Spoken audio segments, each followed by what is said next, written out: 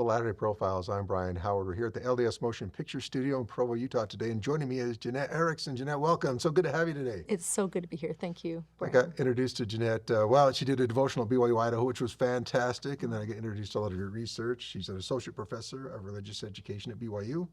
Teaches a course in Eternal Family and for the School of Family, Introduction to Family Process. That sounds interesting. Well, that class I'd like to take. I want to talk about your pathway in education. By the way, you married your husband, Michael, 2 children, Ladon and Peter. You have a PhD in social science, but your undergraduate with a bachelor in nursing, and then a master's in linguistics. Yes. Sounds like an adventure. Let's talk a little bit about where are you from originally, Jenet? I grew up in Orem, Utah. And when I was 12, my parents served a mission in Mexico City, and we lived at the Benemérito campus, which is now the MTC in Mexico. And I decided then I want to be a nurse. I want to help with humanitarian work as a nurse. So when I became a student at BYU, that's what I studied. And I realized soon, as I was practicing as a nurse, I thought, I am not going to save people's lives. I'm going to kill them. And so I thought, I am not designed for this. And that led to a different path in linguistics, teaching English to speakers of other languages. And while I was doing that, I was invited to a conference on the family in Geneva, Switzerland, at the United Nations buildings. And several church leaders came. They were part of a non-governmental organization that would lobby at the United Nations for policies. And I just heard these remarkable people from all over the world elucidate the incredible power of the family in economies, in the development of children, in the well-being of societies, just all of it, and how people came out of poverty, all of it. And I came home, and the path opened for me to pursue a PhD in family science. And then I ended up teaching at BYU before miraculously getting married, having our family. And I pulled out from teaching, and then I'm back now. Back into it. I know for a lot of us, sometimes the marriage is a little elusive. It comes a little bit later in life.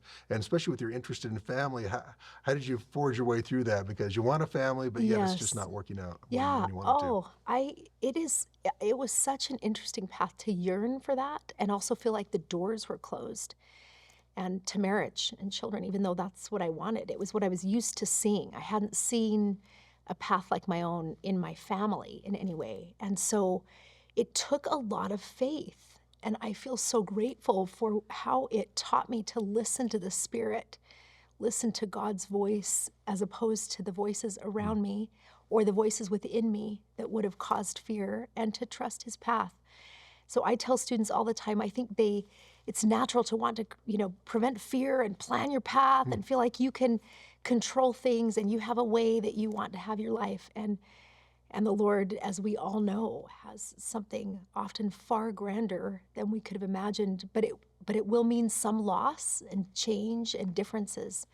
But when we trust Him, He will illuminate the fulfillment of, I think, our capacities and desires in really beautiful ways. I had to wait for my wife to get back up on mission. She didn't know I was waiting for her. It's a good thing. Wow. But, you look back, hindsight's 20/20. All that fell right into place, right? Sure, but along the way, it is one step enough. So often, it is one step that you can see. Yeah. Let's talk about your research. You've done quite a bit, and it's all centered around the family, and it's garnered a lot of attention. You've done major media outlets like the Today Show, Wall Street Journal. We're very interested. What do you attribute that interest in the family? Where it's one of those things where family's kind of under attack, but yet there seems to be a lot of interest in family relationships. So interesting, Brian, because just in the last couple of years, we've seen major publications from very talented researchers confirm something that has been going on for a long time. And I'll just explain. We live at a time when there's a profound loneliness and alienation going on. You have Vivek Murthy declaring, as our Surgeon General, an epidemic of loneliness. And people are trying to figure out what's creating the fracturing. And of course, social media is playing a role. There's a separation from institutions, decreased religiosity. But at the core, there's been a breakdown in our core relationships. That is expressed in numerous ways. The decrease in the marriage rate, 60% since 1960, a dramatic increase in the age at first marriage. So we have this long period where young adults are not tethered, are not bound in core relationships. That's meant decreased fertility, so children growing up without siblings. And there's just much less kind of strong core relationships. So last year, Melissa Kearney and this was in combination with multiple other studies confirming that children really do need two parents. It is the distinguishing factor in our poverty experience and the class divide. You have another researcher out of University of Chicago saying the distinguishing factor in happiness in the United States is marriage. A 30-point differential for just being married. And when people are happily married, a 545% increase in the likelihood of being very happy. So at a time of alienation and loneliness and trying to understand what's going on with mental health, there's no question relationships are coming to the foreground. Core relationships, those that we call family, the relationships that watch over you from birth until death, that shape and form you, that give you belonging and identity and meaning. This is something we've got to look at in our story of material well-being and decreased emotional well-being. You know, the proclamation on the family's been out for a long time. What are you seeing as like the connection between that and these studies coming about? Yes. Because I think it's almost kind of like the word of wisdom we go back in the day, and then studies come out to confirm these are solid principles, right? Yes, yeah, it's so interesting. I think at the time, like all of us, we would have not sensed necessarily like risks in the idea that people would get married. It just seemed like, of course, that's what people did. Or that children would need two parents and that parents were obligated to care for their children. But what we've seen is in every part of the proclamation, every piece of it has been put to the test, if you will. Does marriage matter? Do children need a mother and a father? Should sexuality be reserved for marriage as a protection to adults and children? Every piece of it. Do mothers and fathers contribute something unique? Every piece of that proclamation, in a sense, has been put to the test. And I think as a social science researcher, what's remarkable is how you see confirmed in the human experience. That's what we call social science research. It's pulling in the human experience. We see those realities confirmed over and over and over again. So, you know, kind of where the rubber meets the road. So we have these studies. How are they being received, and is it making any change in public policy or the way we talk about family? Yeah, really good question, too. I think this is the way I would answer it. I think when, for example, Melissa Kearney comes out with her two-parent privilege book, showing that across the decades, as an economist, children are better off when they have two parents, that the response was not to deny that. I think we know that, but it's a feeling of like, maybe marriage isn't safe for women, though. What do we do about that? Maybe there's this sacrifice and commitment and devotion that can compromise one. It can be a transition of loss. What do we do about that? What do we do about the fact that there is divorce? How do we better support those parents? So I think you're in this place where we must support those for whom that is not a reality, and at the same time move towards policies that strengthen the likelihood that people will experience those ideals. And you have to hold both together. Support when it does not happen and encouraging the likelihood that it will happen. And I think we are at a place of doing that better than we have been in the last 30 years. That is a delicate balance. I think you interact with students a lot, and we always worry about offending someone, at the same time sharing the message like the proclamation on the family. Yes. This is the idea. The ideal, obviously, we live in a fallen world, so ideal is pretty hard to reach. Yes. How do, you know, especially the upcoming generation, how do they feel? What do you see from them as far as their concerns about marriage and children, and the message that you want to get across is that these are good things, right? That we need to try for. Yeah, right. I think we're working on a couple of things. We are working on the barriers that people perceive, that my students perceive to marriage. Some of them fear that it won't be happy, that it won't be a good thing. Some of them aren't dating. We've kind of derailed our dating culture, and so they don't know if they can trust that it will even happen in their lives. Some of them don't have an interest in it. So you have to kindle, right, that this is the key to flourishing and well-being. And then you're also working on capacities. So we have this technology-mediated relationship world where there's no question it has altered our capacities to engage in relationships in whole ways. And so we're reducing fear, building desire, trying to strengthen capacity and help them know this is what life is about. Does loneliness correlate directly with not being married? I mean, or other part? Obviously, the younger generation, a lot of not married and waiting later to get married. Yes. A lot of them, as you said, was it like 60% say they're lonely? Some are almost all of the time, which is kind of crazy. And I'm not sure what you define loneliness as. I just feel like there's nobody to talk to. What have you found if you just got? So this is fascinating because the Surgeon General has consistently said, and I think acknowledged what the research shows, that people are lonely. And I think we reduced it down to an idea. There's just less connection with people. You have many more households that do not have more than one person in them. And so that means people are alone a lot more than they were in the past because they were bound up with other people in family relationships.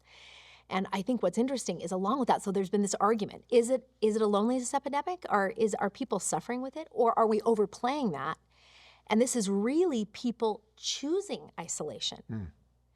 So we can see, for example, this increase in quirky things like people taking food out from a restaurant to eat at home, less going out to interact with other people, more kind of creating an environment in your home where you are just going to be stimulated by technology and not engage with other human beings.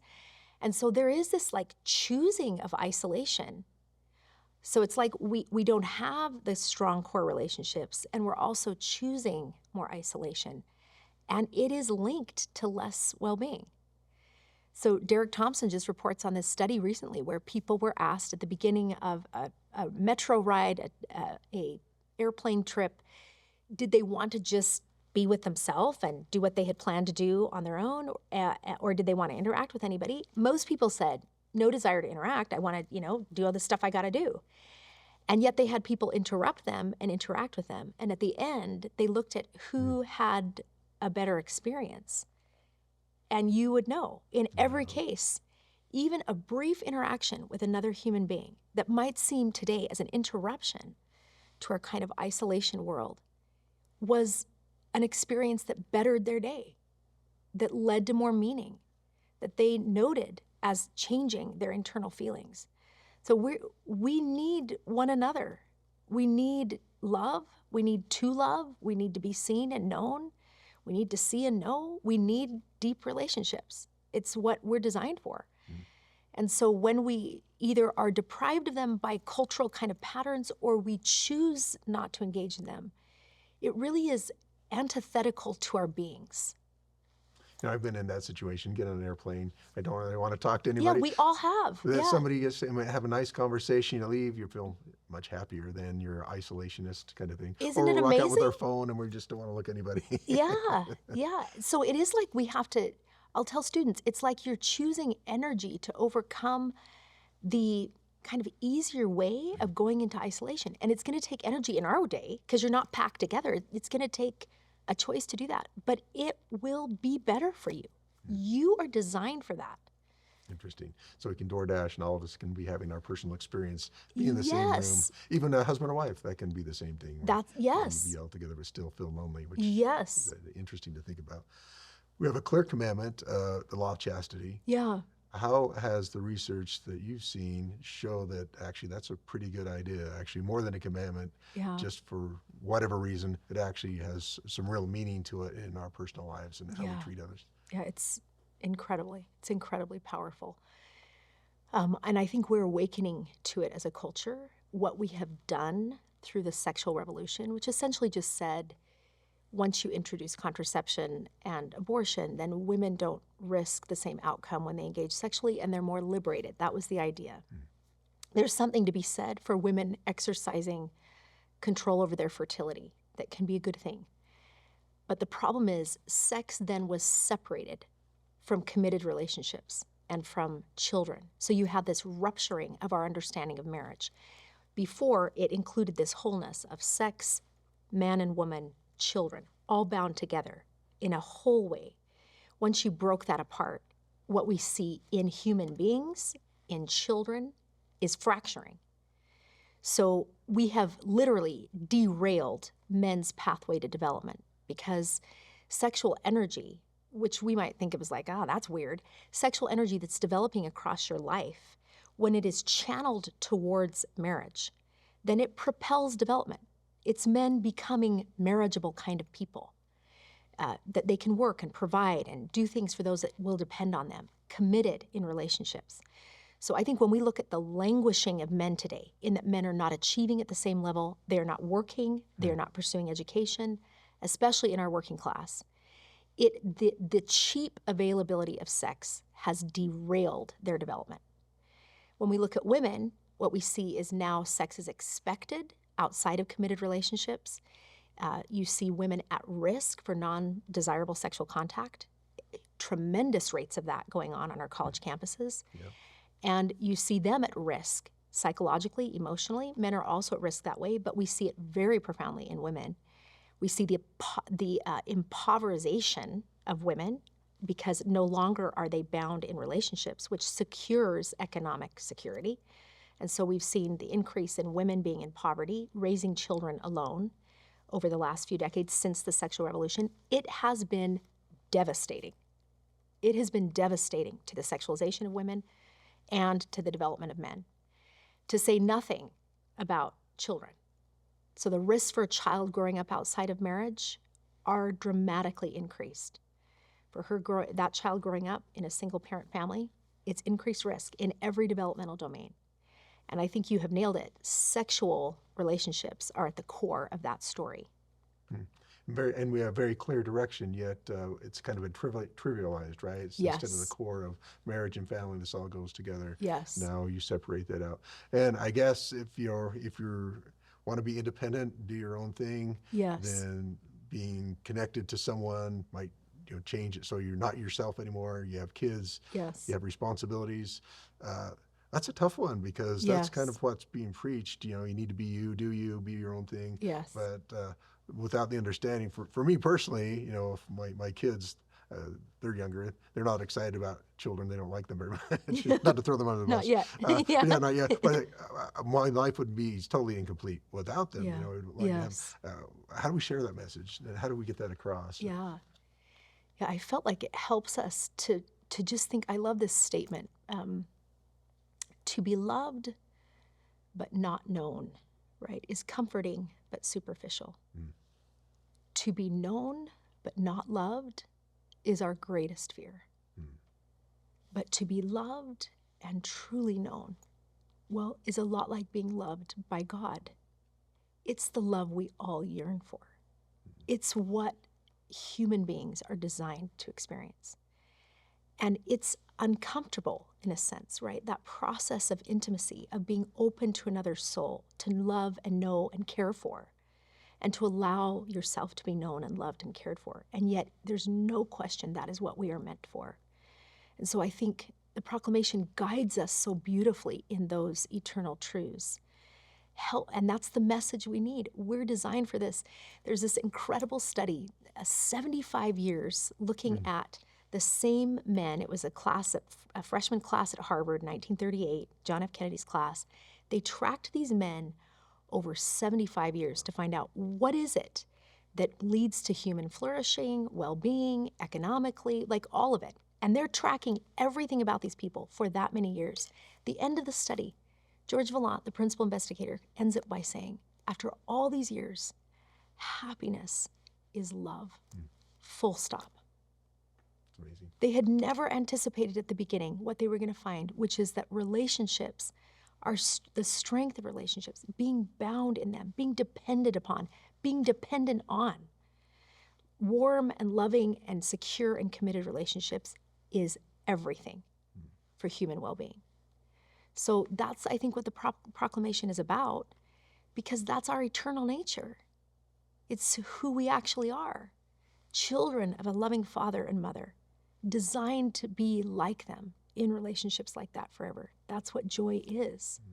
And it's going to show up in our social science. And so we just have to rekindle that message. Let's talk about the Proclamation on the Family and gender roles, because in the Proclamation on the Family, it talks about the roles of men and women, mothers and fathers. Yes. How does that correlate with what is being discovered in the research? Yes. Well, I think what's so powerful about the Proclamation is it does this remarkable thing by valuing difference which we can see in the physiological makeup of men and women, the hormonal makeup biologically of men and women, that they are distinct. They offer unique contributions to parenting, and we can talk about that in a second. But right after that, it says that this design is to be equal partnership. And so I think throughout the world, we've had patterns of a dynamic between men and women that are not equal partnership. And we might have roles, but I think around the world, women in particular, as they become more independent economically, are questioning marriage because they aren't sure it's a safe place to be in. So in some ways, the gospel of Jesus Christ restores a true understanding of marriage, which is that there is difference. That's been thrown out by the world in the name of equality. Right. The gospel holds on to, we are unique. There's a completion in men and women coming together, and it is a full and complete equal partnership. There isn't hierarchy. There isn't withholding of decision-making or withholding of information or ways of separating from one another that give one more power over the other, whichever direction it goes. So we have got to restore that truth to the earth. And you talk about complementary roles. Obviously, differences are good, right? Because if we're all exactly the same, that would be not very good in raising a family. Yeah, it's like the core of love, right? You are offering something I cannot offer, and I need you. We need one another. So when we look at parenting, oxytocin, from the very beginning of life, is a bonding hormone. Mothers feel it intensively when they breastfeed, when they give birth, all of that. Fathers also experience oxytocin, but it elicits different behaviors in them typically. For her, it tends to elicit this looking into the face, communicating through cooing. We call it cooing and cuddling. For fathers, it tends to elicit a more stimulatory kind of behavior, tickling and tossing, which we all see. Yeah. And so from the beginning of life, it's like we are designed to offer something distinct to the development of this child that they need. So mothers are building core identity. Fathers are shaping a child's ability to relate to the outside world, to understand boundaries, to handle their emotions. So when dads roughhouse with kids, they teach them how to get excited and handle it. And so we're going to find out that is a predictor of children's relational capacity. We see that fathers correct less often than mothers, but they're also less flexible in their consequences. They will hold the line, where she will be flexible about how she negotiates their learning. You see mothers really taking a ball, for example, and as a little child and pointing to it and saying it's red and bounces and all those things. Dad takes the ball and bops him on the head with it. Yeah. And he's more stimulatory, risk-taking, independence-oriented. She's building core identity, security. He's also providing safety. She's doing it in a different way. And it's incredible, the complementary way that mothers and fathers come together to create a wholeness that is offered to a child. Yeah, it's amazing. I know I was a baby hog when my children were born. Love to hold them. And that so bonding beautiful. is an amazing thing. Based on what you've seen in the studies, we have a tendency to focus on the negative, I suppose. Yeah. Because we have a lot of bad things going on. What do you see that gives you hope that maybe we can move this needle in the right direction for families and focusing on good family relationships? Yeah. Oh, it's so beautiful to think about the positive things. First of all, the thing is, it's true in us. We recognize it. We want relationships. When we talk about it, people feel it. They know it. And so that light within all of us, I think, propels us into, let's find ways to make this happen. And I think that is the spurring energy that then we can reshape policies. We can reshape cultural ways of orienting. We can help our students know dating's worth it and pursuing marriage is worth it. And so I do see us swinging from this alienation and isolation to, we really need people. We need relationships. We need core relationships. As I watched your devotional, one thing that really attracted me to it was your passion for it. What is it about this topic that you feel such passion to share what you've learned with others? Yeah, I think the things we've talked about are meaningful to me. Maybe most meaningful is in my own journey, being single for a long time, studying about motherhood. Then I became a mother. I was pathetic at it. I'm still learning. And I think it gave me a window into this gap between the real and the ideal. and how difficult that can be. How do we reconcile what we desire, what we want to be, the relationships we want to have, the kind of love and intimacy we want to have, and this ego journey of trying to figure out how to be a good human in relationships. And I am so grateful for the truths of restoration, which are all about at-one-ment, a Redeemer who was sent with us to experience this and make at-one-ment possible. And I have no doubt he has overcome everything that separates us from one another.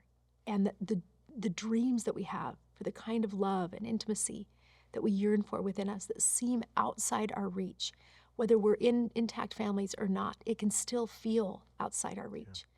He is the repairer of the breach, the restorer, the redeemer, the savior. And that's his work. His work is to bring us into at-one-ment eternally. So I think for me, the message is, this is who Jesus Christ is. Our faith in him will enable everything to be overcome. And we will have learned so much along the way from the unideal. The virtues we develop in the process, patience and long-suffering and meekness and all of the things that make a saint a saint. Through that gap, he will enable for our goodness in relationships. I highly recommend people they check out Jenet Erickson. You've done devotionals, BYU-Idaho, BYU-Hawaii. You've got lots of papers out there. Check them out. It's fascinating research and really hopeful, actually, that we can turn the things towards families here in the future. So thank you, Jenet, for coming. Thank you so much. Thank you, Brian. So good to be here.